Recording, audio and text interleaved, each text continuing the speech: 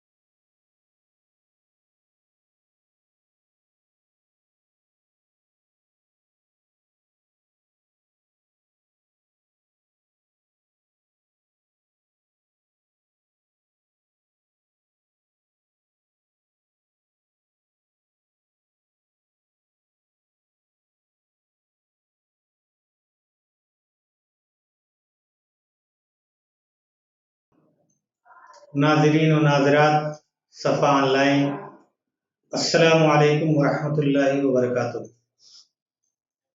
आप हज़रात के इल्म में यह है कि माह सियाम की आमद की वजह से इधर कुछ दर्स कुरान, सौम व सियाम, रोज़ा और रोज़े के अहकामात पर पेश किए जा रहे हैं। इससे कबल के दो दर्स में रोज़ा और कुछ अहकामात ज़ेर गुफ्तगू आए। आज इंशाअल्लाह कुछ और अहकामी आयतें रोज़े के सिलसिले में जो आपके सामने तिलावत की गई हैं, तर्जुमे के बाद उनकी तशरीह की जाएगी। अल्लाह ताला ने फरमाया है, तुम्हारे लिए रोज़ों के ज़माने में रातों को अपनी बीवियों के पास जाना हलाल कर दिया गया है। वो तुम्हारे लिए लिबास हैं और तुम उनके लिए। अल्लाह को मालूम हो गया कि तुम चुपके चुपके अपने से खयानत कर रहे थे,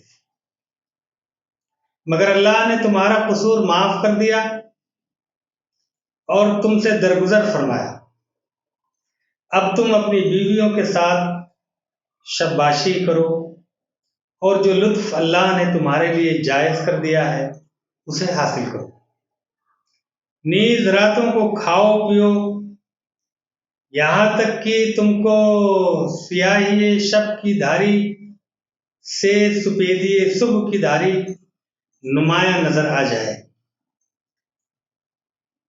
तब ये काम छोड़कर रात तक अपना रोजा पूरा करो। और तुम मस्जिदों में मोतकिफ हो तो बीवियों से मुबाशरत न करो, ये अल्लाह की बांधी हुई हदें हैं, इनके करीब न फटकना। इस तरह अल्लाह ताला अपने अहकाम लोगों के लिए बसराहत बयान करता है। तवक्को है कि वो गलत रवैये से बचेंगे। ये रोज़े के अहकामात के सिलसिले की सूरह बकरा की दो आयतें हैं जहाँ पर रोज़े के अहकामात मुकम्मल हो रहे हैं। अल्लाह ताला ने बतौर नवाजिश एक सहूलत जिससे रोका नहीं गया था, ऊपर की जो चार आयतें आपके सामने पेश की गई हैं पहले के दो दर्स में, उसमें कोई ऐसा सुराग नहीं मिलता है कि रमजानुल मुबारक में मुसलमानों को औरतों के पास जाने से रोक दिया गया। अलबत्ता बाज़ रवायात से पता चलता है कि अहले किताब यहूद के यहाँ ये बात थी कि वो रातों को रोजे के दिनों में बीवियों के पास नहीं जा सकते, और एक बार खा लिया तो फिर खाना पीना भी उनके यहाँ नहीं था। अब इस पस मंज़र में ये आखिरी नुस्खे शिफा इंसानों के लिए जो अल्लाह ने इनायत फरमाया है, उसमें क्या सहूलियात रखी हैं जो इंसान के लिए सरासर खैर है, उसका एक पहलू आपके सामने लाया जा रहा है कि अल्लाह ताला ने मुसलमानों को, जो लोग इस किताब को, कुरान करीम को मान रहे हैं, मोहम्मद रसूलुल्लाह सल्लल्लाहु अलैहि वसल्लम के तरीके पे चलना चाहते हैं, जो अपने आप को अहले ईमान कहते हैं, उनको अल्लाह ताला ने ये इजाज़त दी है कि वो रमज़ानुल मुबारक की रातों में भी अपनी बीवियों के पास उन औकात में, जिन औकात में वो खा पी सकते हैं, जा सकते हैं। अल्लाह ताला ने बतौर रहमत ये एक सहूलत दी है, जैसे माजूरों को सहूलत दी गई है, मुसाफिरों को सहूलत दी गई है, दूध पिलाने वाली औरतों को सहूलत दी गई है, और हायज़ा औरतों को सहूलत दी गई है। बहुत सारी सहूलतें रोज़े के दिनों की आपके इल्म में हैं, उसका यादा मुमकिन नहीं है। तो इसी तरह ये एक फितरी ज़रूरत है, और अगर आदमी इस ख्वाहिश के होते हुए कहीं गलती में पड़ जाए तो अल्लाह ताला ने इसमें जायज़ और हलाल करार दिया है कि रोज़े के दिनों में, रातों में गोया कि अपनी बीवियों के पास जाया जा सकता है। बात क्या कही है अल्लाह ताला ने, वो बहुत अहम है। हुन्ना लिबासुन लकुम व अंतुम लिबासुन लहुन्ना, ये बात बड़ी अहम है। इंसान की फितरत को इसमें सुकून और तमानियत और खुशी के लिए गैर मामूली सामान है कि तुम औरतों के लिए लिबास हो और औरतें तुम्हारे लिए लिबास है। लिबास हम ज़ेबतन करते हैं, जिस्म का और लिबास का कितना गहरा रिश्ता है। आप अलग करना चाहें तो आप अलग नहीं कर सकते हैं। आप अगर पायजामा उतारना चाहें तो आप उतार नहीं सकते हैं पायजामा। शर्म, गैरत, हया, इफ़्फ़त व पाकदामनी का ख्याल, ये तमाम चीज़ें आपके सामने एक बंद बन करके आ जाएंगी। तो अल्लाह ताला ने ये सहूलत रखी है और ये कहा कि औरतें तुम्हारे लिए लिबास हैं, तुम औरतों के लिए लिबास हो। अब जो सहाबा किराम इस तरह की गलतियाँ इस हुक्म के नादिल होने से पहले उनसे चूक हो गई थी, उनको बताया गया है कि तुम्हें कोई हुक्म तो नहीं दिया गया था, लेकिन तुम ख़यानत समझते हुए ये गलत, ये जायज़ काम ख़यानत समझते हुए कर रहे थे। तख्तानूना अनफुसकुम का लफ्ज़ कुरान ने इस्तेमाल फरमाया है। तो अल्लाह ताला ने ये ख़यानत का जो जज्बा था, अल्लाह ताला ने इसे ख़त्म करने के लिए कहा कि मैंने तुम्हें माफ़ कर दिया। इंतज़ार करते, रुजू करते, लेकिन गलतियाँ हो गई तुमसे। फ़ताबा अलैकुम, अल्लाह ने माफ़ कर दिया। व आफ़ा अन्कुम, और अल्लाह ताला ने जो है तुम्हारी तौबा भी कबूल कर ली और तुम्हें माफ़ भी कर दिया, और अब इजाज़त दे दी कि तुम जा सकते हो। और अल्लाह ताला ने जो इसमें लज्जत और जो सुकून और तमानियत और क़ुर्बत तुम्हारे लिए रखी है, उससे फ़ायदा उठा सकते हो उन औकात में जिन औकात में तुम खा पी सकते हो। अब मालूम ये हुआ कि रोज़ा सुबह सादिक से लेके गुरूब आफ्ताब तक है। आप सुबह सादिक से पहले पहले सेहरी कर लेते हैं और सूरज के गुरूब होने के बाद इफ्तार करते हैं। सेहरी में ताख़ीर और इफ्तार में ताजील, जल्दी, ये अहादीस पाक से साबित हैं, बल्कि अफजल हैं अहादीस पर गौर किया जाए तो यहाँ अल्लाह ताला ने बताया है कि जब वो सफ़ेद धारी सियाह धारी पर गालिबानी शुरू हो जाए, यानी फज्र का वक्त शुरू हो जाए, तो उस वक्त से लेकर के सूरज गुरूब होने तक ये गोया कि वक्त तमाम हलाल चीज़ों से बचने का वक्त है। सुबह सादिक से गुरूब आफ्ताब तक खाना हमारे लिए हलाल है, पानी हमारे लिए हलाल है, इलाज हमारे लिए हलाल है, बीवी के पास जाना हलाल है, लेकिन इन औकात में ये हलाल काम भी हम नहीं कर सकते, अल्लाह ताला ने रोक दिया है। मोहम्मद रसूलुल्लाह सल्लल्लाहु अलैहि वसल्लम ने इसका ऐलान फरमा दिया है। अभी हमारे लिए जायज़ नहीं है, ये हमारे लिए हराम हो गया है। इससे हम इससे बचते हैं, और वो तमाम गलत काम जो किसी सूरत में हमारे शान निशान नहीं है, मुनासिब नहीं है, हम उनसे बचते हैं। तो गोया कि अब रोज़े के सिलसिले में बात हो गई कि सुबह सादिक से तुलुए फजर से गुरूब आफ्ताब तक तमाम मनहियात से हमें बचना है। अब इसी के साथ एक मसला और पैदा हुआ कि यहाँ एक मुतलक हुक्म दे दिया गया, लेकिन एक आदमी मोतकिफ है,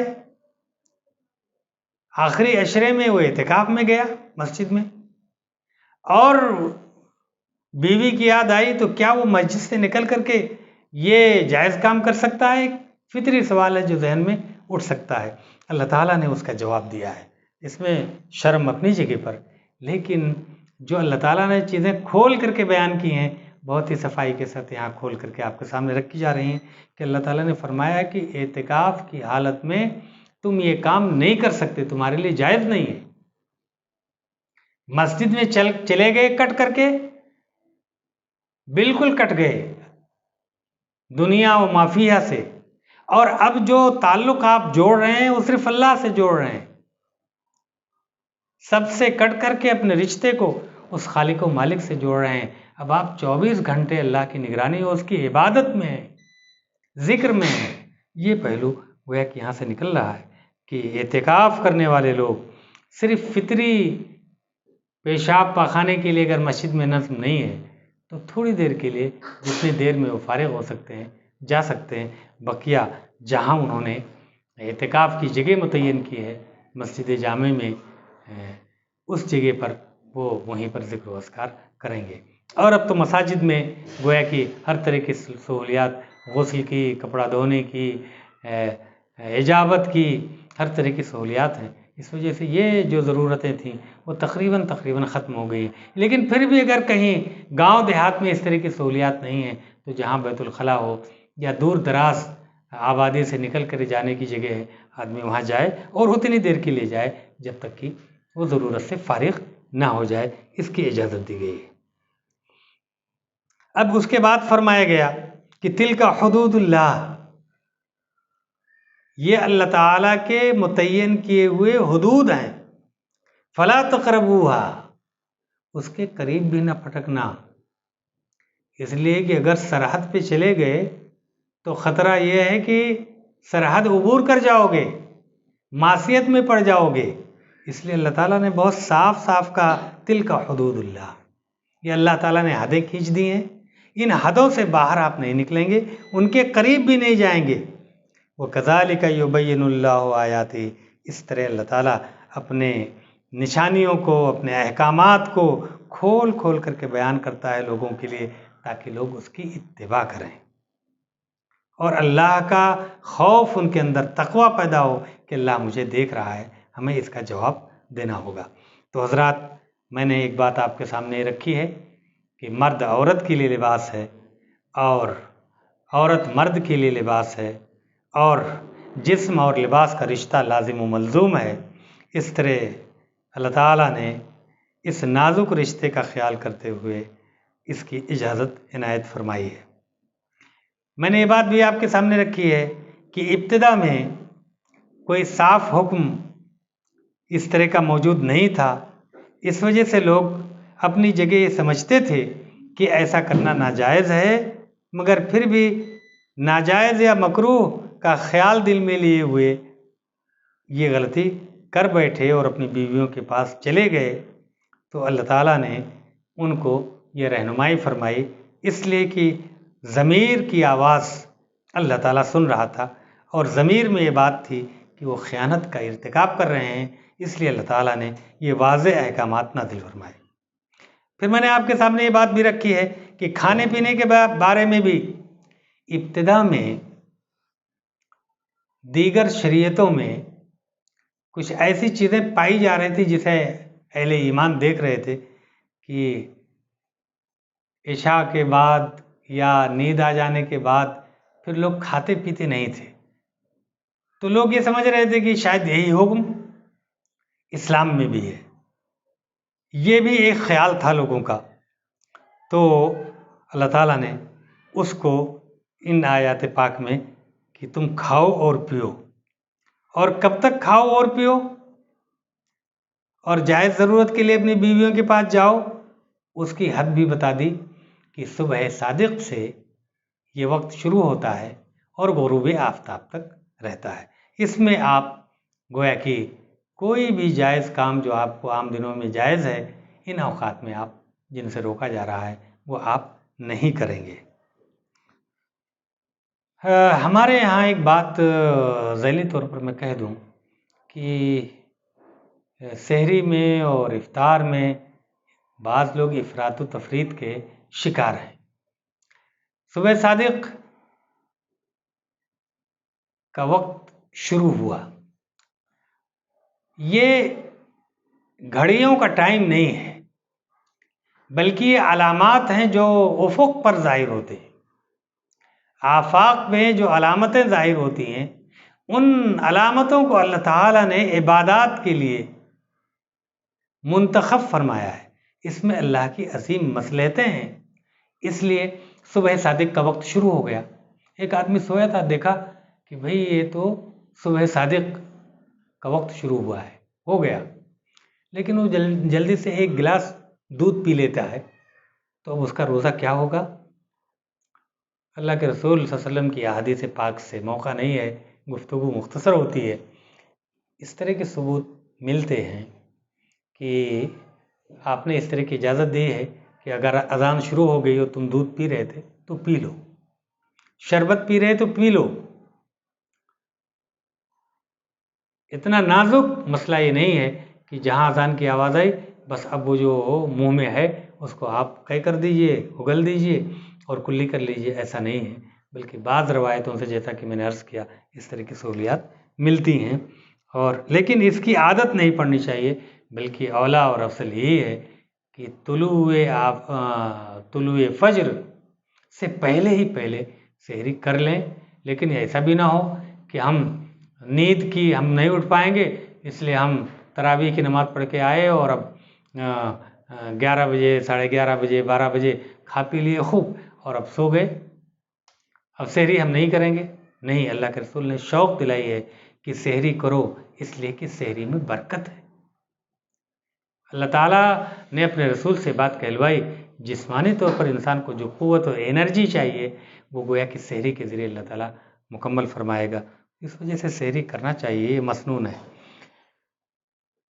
फिर आप से एक बात मैंने ये भी कही है कि तमाम इबादत, रोज़ा ही नहीं बल्कि नमाज़ों को ले लीजिए, नमाज़ों के औकात में हज़रत जिब्रील तशरीफ़ लाए 2 दिन, एक दिन अव्वले वक्त पर नमाज़ पढ़ाई और एक दिन आखिरी वक्त में नमाज़ पढ़ाई।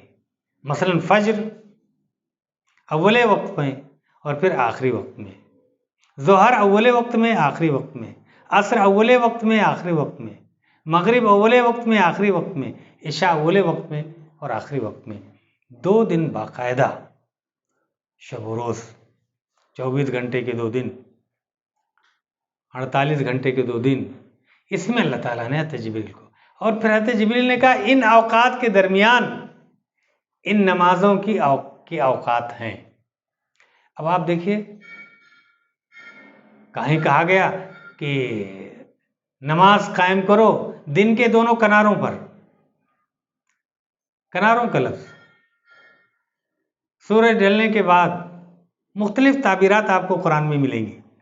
तो ये इस वजह से ज़रूरी था कि एक तो घड़ियाँ भी नहीं थी उस वक्त, और अगर घड़ियाँ थीं तो हर जगह गोया कि वो औकात नाफिज नहीं हो सकते थे, बल्कि ये उफ़ुक़ पर जो अलामतें ज़ाहिर होती हैं, उन अलामतों को अल्लाह ताला ने गोया कि आइडियल बताया है, उसी को अख्तियार करने की तलकीन की गई है। आज के ज़माने में माहिरीन फ़ल्कियात हमारे मुस्लिम, उन्होंने मतला और मगरिब और तमाम तुलुल बलद और तमाम चीज़ों का ख्याल करते हुए ये औकात मुतय्यन किए हैं, और उन औकात के मुतय्यन करने में एहतियात का भी पहलू है, उन्होंने रखा है। इसलिए कि अगर वो बिल्कुल घड़ी का वक्त रखेंगे तो ख़तरा ये है कि कहीं कोई गलती ना हो जाए, इसलिए उसमें 1-2 मिनट की गुंजाइश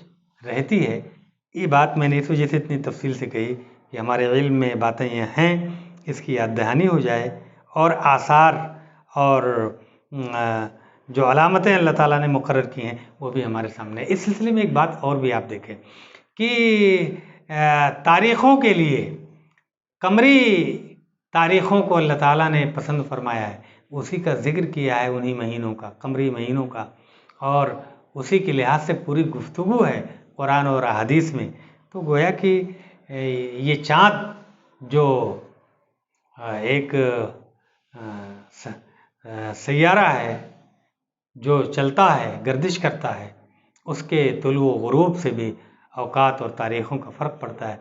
तो इस्लाम का पूरा सिस्टम इन्हीं अलामतों के इर्द गिर्द घूमता है, और इबादत के लिए अल्लाह ताला ने इन्हीं औकात को मोतबर करार दिया है। फिर एक बात और भी कंदे मुकर्रर के तौर पर कि रात तक रोज़ा पूरा करने का मतलब ये नहीं है कि रात अंधेरा हो जाए, बल्कि रात जहाँ सूरज ग़ुरूब हुआ वहीं से रात शुरू हो जाती है।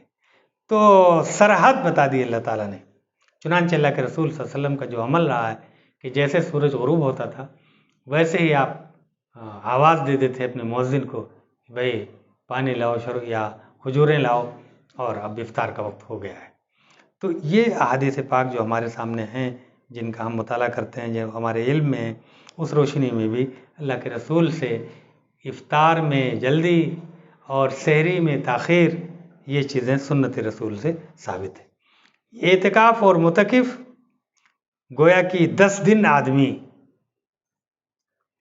मस्जिद के अंदर चला गया, अपने घर से, अपने मुताल्लिक़ीन से, सबसे कट करके, और उसने इस दिन को ख़ास कर लिया अल्लाह की ज़िक्र के लिए, अल्लाह से बातें करने के लिए, अल्लाह की नवाजिशों और इनायतों के हुसूल के लिए, और अपनी गलतियों की माफ़ी के लिए, और हमेशा की ज़िंदगी को कामयाब बनाने के लिए, अल्लाह से राज़ व नियाज़ करने के लिए उस 10 दिन पूरी यकसुई के साथ वहाँ पहुँच गया।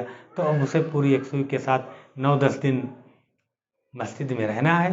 और ये इत्तिकाफ़ की जो इतनी अहमियतें हदीस में बयान फरमाई गई हैं, उसकी वजह ये है कि ये गैर मामूली अमल है ये, और गोया कि आदमी ताल्लुक़ बिल्लाह के लिए, अपने रिश्ते को अपने खालिक व मालिक से मजबूत करने के लिए सबसे कट करके उसी का होकर के रह गया है। तो इसको भी राइज करना चाहिए। बहुत सारे लोग मुस्तकिल इत्तिकाफ़ करते हैं, बाद लोग ये समझते हैं कि फ़लाँ रह लिया और अब तो सबकी तरफ से अदा ही हो गया, हमारे इत्तिकाफ़ की कोई ज़रूरत नहीं है। कोशिश होनी चाहिए कि ठीक है, एक बंदे खुदा ने कफ़ारा सबकी तरफ से इस कर्ज़ को पूरा कर दिया जो हमारे ऊपर फ़र्ज़ था। अब हम ख़ुद भी पहल करें, कभी हम भी बैठें इत्तिकाफ़ में। अल्लाह ताला हम सब लोगों को इसकी तौफ़ीक़ अता फ़रमाए। गोया कि ये रमज़ान में जहाँ इफ्तार का वक्त नहायत अहम है, इसी तरह इत्तिकाफ़ का भी मसला बहुत अहम है, और आखिर की 10 रातें इंशाअल्लाह इस पर अलग से एक दर्स आ रहा है। ये आखिर के 9-10 दिन बहुत अहम हैं। अगर इस 9-10 दिन में हमने अपने खालिक व मालिक को खुश न कर लिया, राज़ी न कर लिया, अपनी गलतियों की तलाफ़ी न कर ली, अल्लाह से अहद व नियाज़ न कर लिया, तो फिर हम नाकाम रहे। इंशाअल्लाह इस पर गुफ्तगू बाद में आएगी।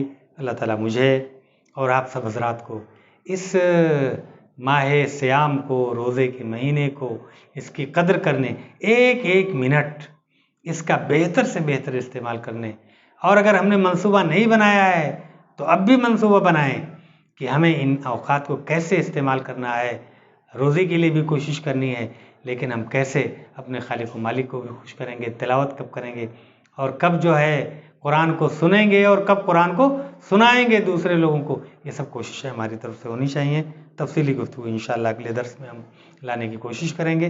अल्लाह ताला से दुआ है कि इस गुनहगार को भी इस महीने को इस पहलू से अख्तियार करने अपनाने की तौफीक इनायत फरमाए अल्लाह ताला कि हम अल्लाह को खुश कर ले जाएं, अपनी आखिरत को संवार ले जाएं, अबदी ज़िंदगी की जो नेमतें और राहतें अल्लाह ताला ने हमारे लिए रख छोड़ी हैं उनको हासिल करने वाले बन जाएं। अल्लाह आपको भी तौफीक दे, मुझे भी तौफीक दे, मर्दों को भी तौफीक दे, हमारी बहनों को और बेटियों को भी तौफीक दे। व आखिर दावाना अनिल हम्दुलिल्लाहि रब्बिल आलमीन व मा अलैना इल्लल बलाग।